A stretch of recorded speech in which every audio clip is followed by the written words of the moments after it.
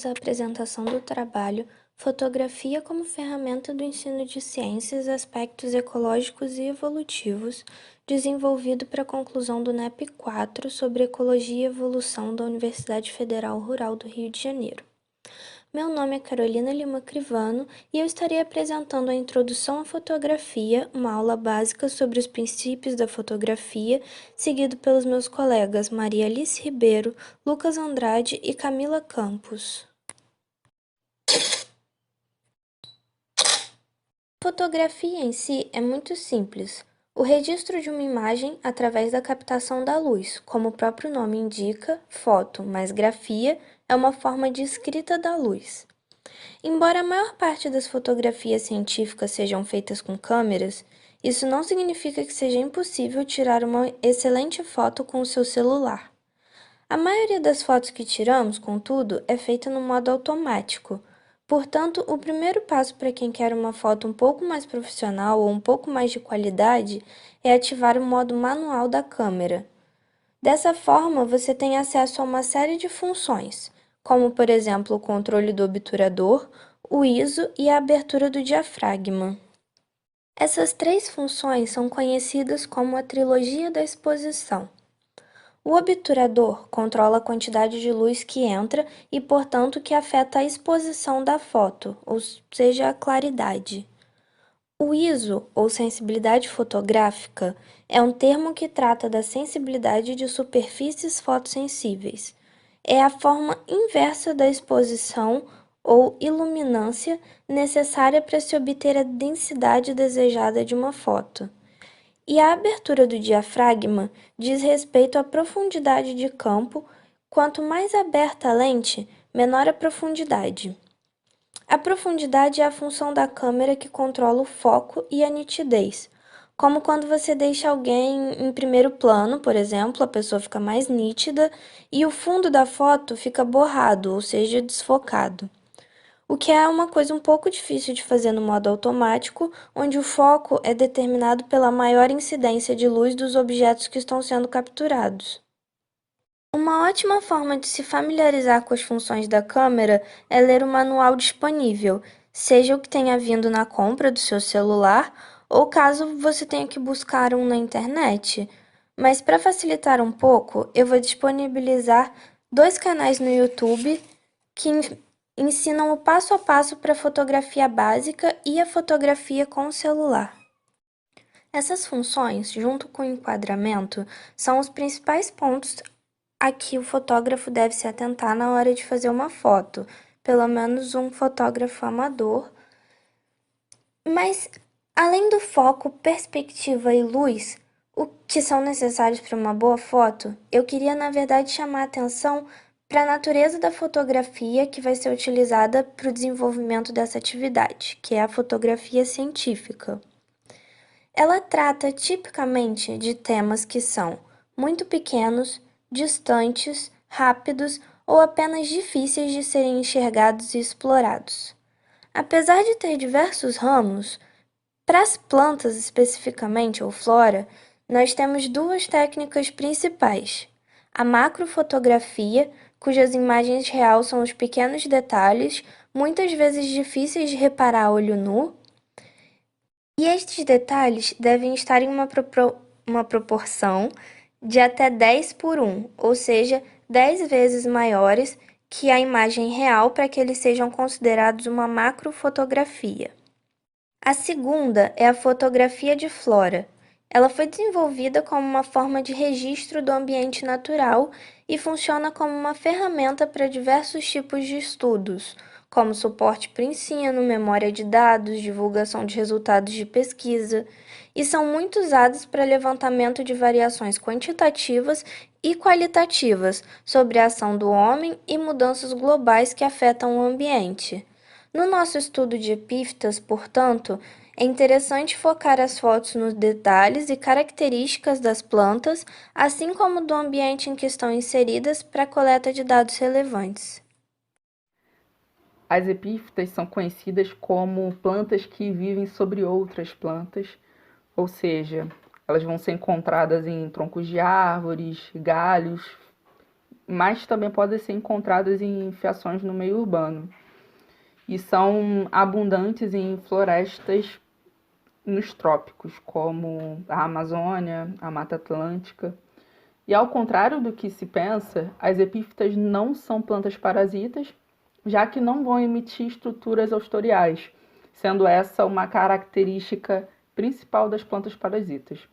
Aqui na foto, a gente vê a erva de passarinho, que é uma planta parasita, e a seta vermelha indica os austórios que estão sendo emitidos e são utilizados para captar nutrientes de outras plantas, já que as parasitas geralmente não conseguem realizar fotossíntese com eficiência. As epífitas vão apresentar raízes aéreas, ou seja, que não entram em contato com o solo. Dessa forma, elas vão ter estruturas especializadas para poder captar os recursos como água, nutrientes, a partir do ar, seja através de gotículas de água, partículas muito pequenas que caem sobre essas estruturas e são captadas. Estima-se que existam em torno de 25 mil espécies de epífitas distribuídas em mais de 84 famílias. As mais conhecidas para a gente estão dentro das famílias das bromélias e das orquídeas. As bromélias aqui estão representadas pelo abacaxi e as orquídeas são conhecidas por decorar jardins no geral. As epífitas apresentam interações ecológicas, principalmente entre a flora e a fauna. Por isso, elas vão ter uma importância significativa na manutenção da biodiversidade de florestas tropicais ao redor do mundo, pois proporcionam recursos alimentares, como os frutos, néctar, pólen e água, além de microhabitats, como as bromélias, que armazenam água entre as suas folhas, tornando um ambiente habitável para muitos organismos. E as orquídeas epífitas vão apresentar flores muito coloridas e aromáticas, que vão chamar a atenção de polinizadores. Além disso, muitas espécies de epífitas podem ser utilizadas como bioindicadores para poluição atmosférica, para danos ecológicos e mudanças climáticas. E agora nós estaremos mostrando uma possibilidade de utilização de fotografias no ensino, que é uma atividade na qual os alunos fotografam grupos biológicos próximos das suas residências ou até mesmo no ambiente domiciliar, e despertando assim a visão fotográfica, a visão científica de grupos biológicos, seres vivos do cotidiano dos alunos. Então, estaremos exemplificando isso com o grupo biológico das epífitas, na qual o professor iria dividir a turma e cada grupo escolheu um grupo biológico. Aí, no nosso caso, nós seríamos o grupo que escolheu o grupo biológico das epífitas. E dando continuidade à temática do NEP 4, estaremos abordando aspectos evolutivos e ecológicos das epífitas. Inicialmente, a gente pode pensar uma vantagem competitiva que as epífitas têm em relação a plantas terrestres, devido à sua posição distante do solo, estarem mais altas, recebem mais luz. Logo vão receber uma maior taxa fotossintética. E também ficam inacessíveis para muitos herbívoros, evitando assim a sua predação. E outros aspectos também interessantes a serem destacados são os tricomas foliares, que são apêndices epidérmicos nas folhas e são encontrados em outras espécies de plantas também, esses tricomas que vão auxiliar na absorção de águas e nutrientes, além de proteger a planta contra herbivoria. Também as raízes aéreas, que são muito importantes na fixação de troncos e galhos para as epífitas, além de absorver águas e nutrientes. E também essas raízes aéreas são capazes de realizar a fotossíntese. E também a diferenciação da epiderme, que é classificado como velame. Essa epiderme da raiz vão ter várias camadas. E isso vai proteger a raiz para que ela não fique muito exposta, já que elas são aéreas, né? Não tem proteção do solo. E vai também possuir a função de absorver água e nutrientes, além de evitar, no caso, a evaporação excessiva de líquidos. E outra característica importante de ser destacada são as folhas na forma de rosetas, que são bem encontradas nas bromélias, que são aquelas folhas que ficam muito próximas, muito juntas umas às outras e possibilitam o acúmulo de água. No caso, essa água vai ser absorvida pela planta e vai ser uma forma de reserva hídrica dessas epífitas.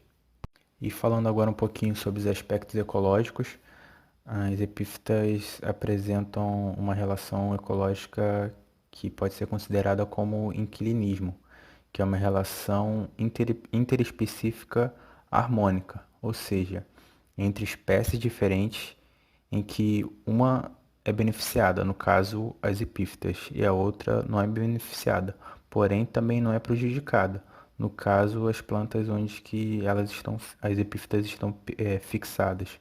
Alguns autores consideram como comensalismo devido ao benefício de alimento, porém isso não é consenso. E no caso, essa relação permite que a planta tenha mais acesso à luminosidade ao utilizar a outra como apoio, o que aumenta a sua taxa de fotossíntese.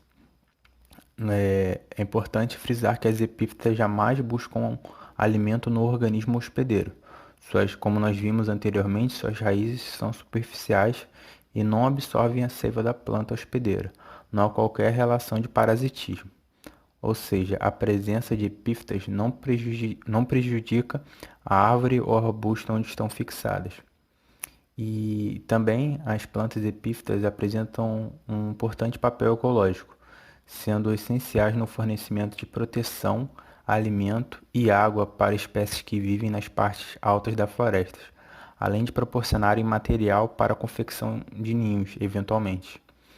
Essas espécies também atuam na ciclagem de minerais e na produtividade primária. Uma associação também interessante das epífitas é com os insetos. No caso, a planta fornece abrigo e os insetos, por sua vez, vão oferecer nutrientes para a planta provenientes das suas excretas. E é importante frisar também que as epífitas, por possuírem dependência mecânica das árvores, são diretamente afetadas pela destruição de áreas de floresta.